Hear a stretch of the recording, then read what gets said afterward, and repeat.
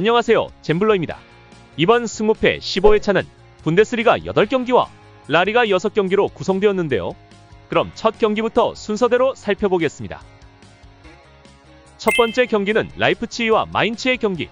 승점이 같은 6위, 5위 팀이 만났는데요. 먼저 라이프치히는 리그에서 무패 행진을 이어가면서 독일 FA컵에서는 볼프스부르크를 1대0으로 꺾으며 4강에 진출하는 쾌거를 이루었습니다. 마인츠도 연속 경기 2대0 승리를 거두며 5위의 성적을 지키고 있는데요. 두 팀 다 현재 좋은 분위기를 타고 있는 중이라고 보여집니다만 이번 경기에 라이프치히의 바움가르트너와 누사가 결장할 것으로 보여 공격력에 어느 정도 누수가 있어 보입니다. 상대적으로 홈에서 조금 강해 보이는 라이프치히이지만 결장 선수들이 좀 많은 점을 고려한다면 이번 경기는 두 팀의 공격력 부진 속에 결국 무승부로 경기를 마치지 않을까 하는 예상을 해봅니다. 두 번째 경기는 하이덴하임과 메넨글라트바흐의 경기. 전 경기에서 라이프치히를 맞아 겨우 무승부를 거둠으로써 리그 5연패를 마감한 하이덴하임. 연승을 하다 전 경기에서 아우크스부르크에게 0대3 패배를 당한 메넨글라트.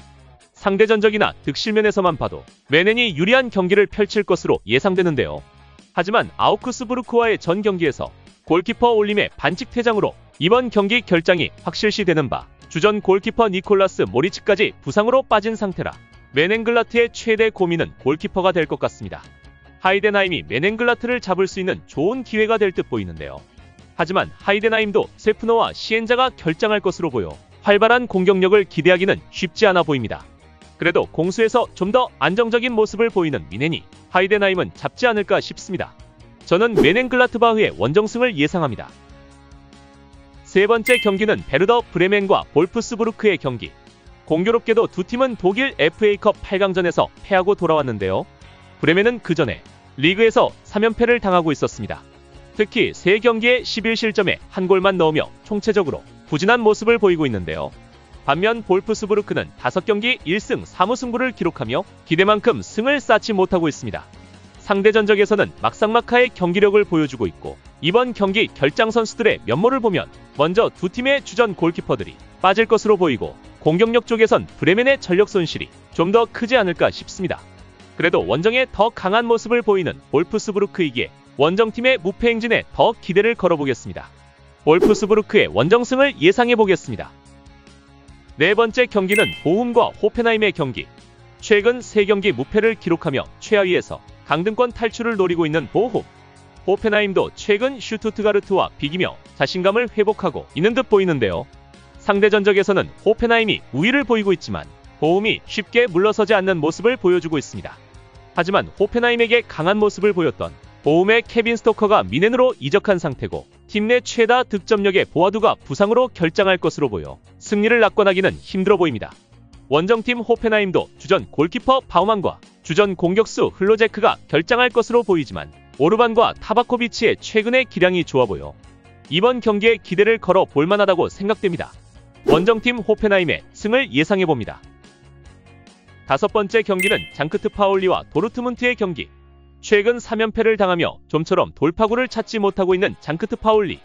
우니온 베를린을 상대로 세르후기라시가 4골을 넣으며 무려 6대0 대승을 거둔 도르트문트.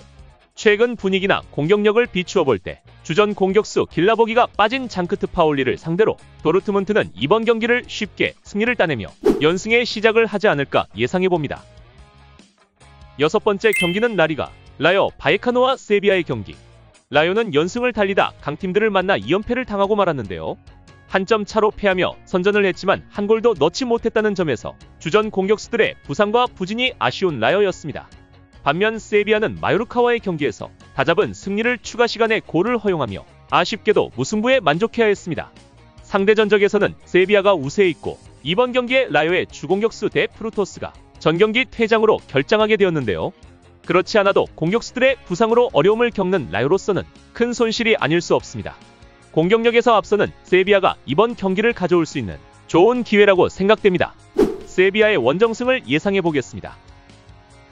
일곱 번째 경기는 선두팀 바르셀로나와 9위팀 레알 소시에다드. 이 경기 전 두 팀 다 코파델레이 준결승전을 치르고 왔는데요. 바르셀로나는 아틀리코 마드리드와 무승부를, 레알 소시에다드는 레알 마드리드에게 패하고 말았습니다.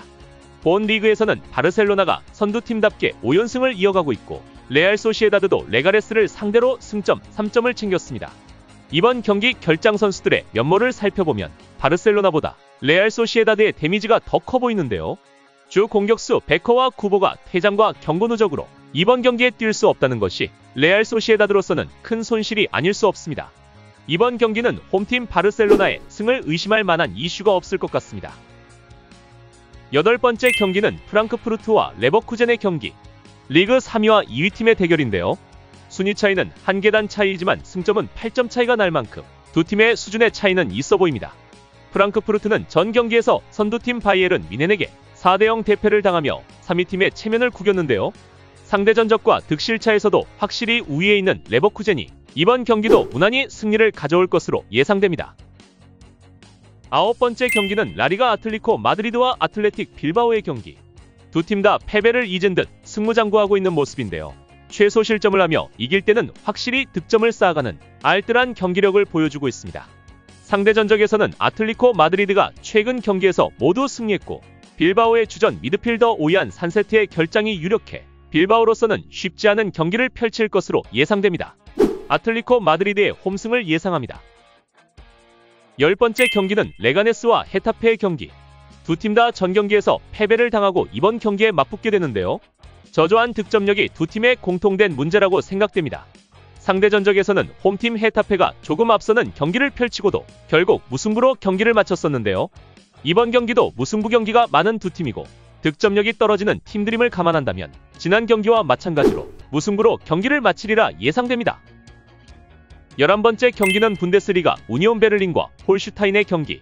연패를 당하고 있는 두 팀이 만났는데요. 특히 우니온 베를린은 전 경기에서 도르트문트에게 6대0의 대패를 당하며 사기가 많이 떨어졌을 것으로 보입니다. 그래서 두 팀은 연패를 끊기 위한 치열한 공방을 펼칠 것으로 예상되는데요. 상대 전적에서는 우니온 베를린이 한 차례 승을 거둔 적이 있지만 내용면에서는 비등한 경기력을 보여줬고 당시 골을 넣었던 우니온 베를린의 캡라인이 이번 경기에 결정할 것으로 보여 홈팀의 승도 낙관하긴 힘들어 보입니다. 두 팀의 공격력이 최근 부진한 모습을 보이는 만큼 이번 경기는 저득점의 무승부 경기가 되지 않을까 하는 예상을 해봅니다. 12번째 경기는 아우크스부르크와 프라이부르크의 경기. 홈팀 아우크스부르크는 7경기 무패 행진을, 원정팀 프라이부르크는 4경기 연승을 이어가고 있는데요.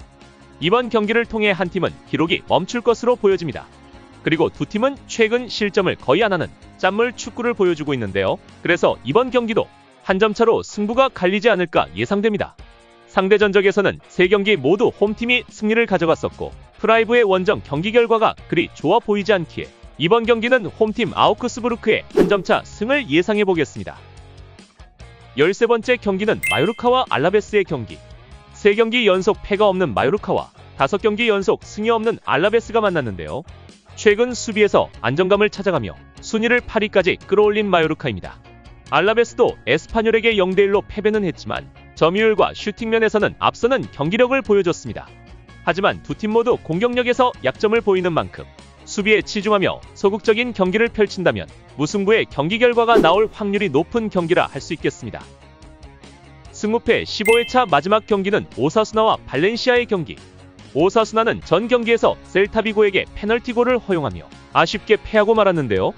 발렌시아도 강호 아틀레티코 마드리드를 맞아 선전했지만 초반에 골을 허용하며 패배를 당했습니다. 아직 원정에서 승이 없는 발렌시아가 홈에서 극강의 경기력을 보여주는 오사수나를 상대로 승을 가져오기엔 아직 무리가 있어 보입니다. 오사수나의 홈승을 예상합니다. 이상 승무패 15회차 14경기를 모두 살펴보았는데요. 이번에도 저는 단통으로 픽해봤습니다. 절대 따라오지 마시고 영상 내용을 참고로 자신만의 새로운 픽으로 대박나시길 바랍니다. 다시 한번 좋아요와 구독 부탁드리고요. 끝까지 시청해주셔서 감사합니다. 잼블러였습니다.